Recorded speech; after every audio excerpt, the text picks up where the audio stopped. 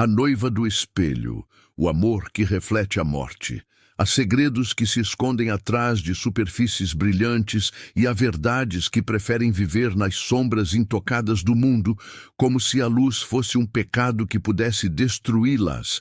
E foi nesse território proibido que Gabriel pisou, quando herdou a velha casa dos avós, uma construção cheia de memórias que gemiam nas madrugadas e de silêncios que pareciam respirar. E atrás do último lance de escadas guardado por teias de aranha e o esquecimento, havia um espelho enorme coberto por um pano negro como um vestido de luto, esperando pacientemente o retorno de alguém que nunca deveria voltar. Gabriel não acreditava em destino, nem em fantasmas. Era apenas um homem quebrado por dentro desde o dia em que Laura morreu antes de subir ao altar, levando com ela todo o futuro que ele sonhou, o beijo que nunca aconteceu, a dança que nunca começou, a vida que nunca amanheceu. Novamente nos olhos dele, o coração de Gabriel continuou batendo por puro instinto, mas estava oco, tocando uma dor profunda demais para palavras, enquanto o vestido de noiva dela apodrecia numa caixa. Ele vivia como se o dia de amanhã tivesse sido cancelado para sempre. Na primeira noite naquela casa nova, coisa alguma deixou Gabriel dormir. Era como se a escuridão tivesse voz e o chamasse até o alto da casa. O vento batia nas janelas com urgência, os móveis estalavam como se acordassem de um longo sono. E uma força invisível puxava Gabriel para o sótão. Sua mão tremendo agarrou o pano negro e o removeu, como se desnudasse um segredo proibido. O vidro refletiu primeiro sua própria solidão, até que algo se moveu atrás dele, algo que não estava no mundo real.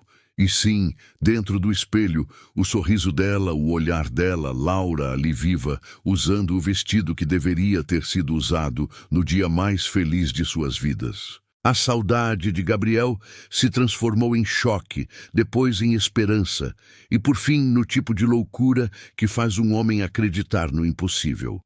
Laura tocou o vidro por dentro, e Gabriel sentiu o frio atravessar o peito, como se ela estivesse encostando nele de verdade. Não precisou ouvir palavra alguma. Seus lábios diziam, "Eu voltei", e aquele espelho que antes era apenas objeto, passou a ser a única porta para o amor que ele julgava morto, o único lugar onde ele ainda era inteiro, completo, desejado. Noites passaram, e cada visita deixava Laura mais sólida, mais viva, mais faminta, enquanto Gabriel se tornava pálido e ausente, perdido de si mesmo. Vizinhos comentavam que seus olhos estavam fundos demais, como se já não houvesse luz ali.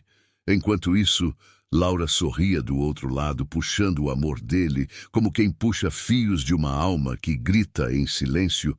O espelho não refletia um mundo invertido, refletia um mundo devorador.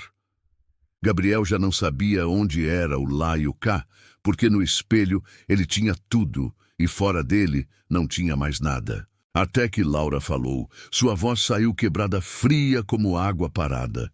"Gabriel, meu amor, venha comigo." E o espelho se tornou líquido, como se o vidro desaparecesse, apenas para receber.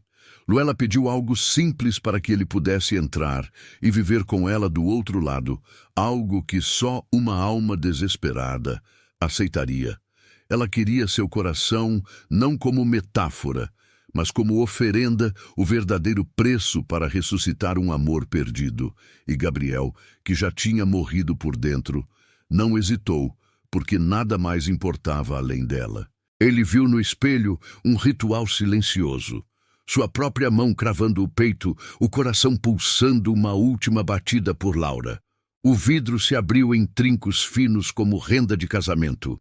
O mundo respondeu com o estalo de sinos que anunciavam uma união profana. Gabriel atravessou, e no exato segundo em que entrou, percebeu que sua Laura não era mais Laura. Era algo moldado pela fome do além. Seus olhos sem alma o agarraram com força mortal, enquanto seu corpo caía do lado de fora esvaziado.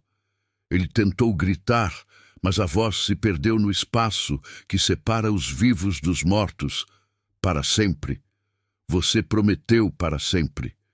E ninguém foge do que jura diante do amor. Desde então, quem sobe ao sótão não encontra Gabriel, mas vê Laura caminhando entre os vivos, o vestido impecável, o sorriso perfeito. Nada nela denuncia que roubou a vida de seu noivo para continuar existindo, enquanto o espelho agora guarda o corpo dele inerte como um reflexo esquecido à espera da vez de outro, apaixonado, oferecer o peito. Porque o espelho é um altar, o amor é a faca e o próximo coração sempre chega, quem sabe, até o seu. O espelho continua lá respirando no escuro, pronto para trocar de lugar com qualquer pessoa que confunda saudade com destino, refletindo o desejo mais profundo e transformando amor em maldição. Porque o amor verdadeiro nunca morre. E quando se recusa a aceitar o fim, ele volta com sede demais para ser negado. E a noiva do espelho dança sozinha, aguardando o próximo passo dessa valsa eterna. Se você chegou até aqui, respire fundo, porque poucas pessoas conseguem atravessar essa história sem perder algo de si mesmo. Eu preciso que você faça uma escolha. Agora, se você ama esse tipo de conteúdo sombrio, misterioso e proibido, clique no botão inscrever-se e ative o sininho. Porque só quem tem coragem merece continuar acompanhando Crônicas de Outro Mundo. Deixe seu like imediatamente, porque isso mostra para o YouTube que você está preparado para o próximo ritual, e compartilhe esse vídeo com alguém que olha demais para o espelho à noite. Talvez seja esse alguém que o espelho está esperando. Escreva nos comentários: você atravessaria o espelho para trazer seu amor de volta? Nos encontraremos no próximo capítulo de Crônicas de Outro Mundo. Por enquanto, feche as cortinas e cubra o espelho antes de dormir, porque a noiva pode estar te observando agora mesmo.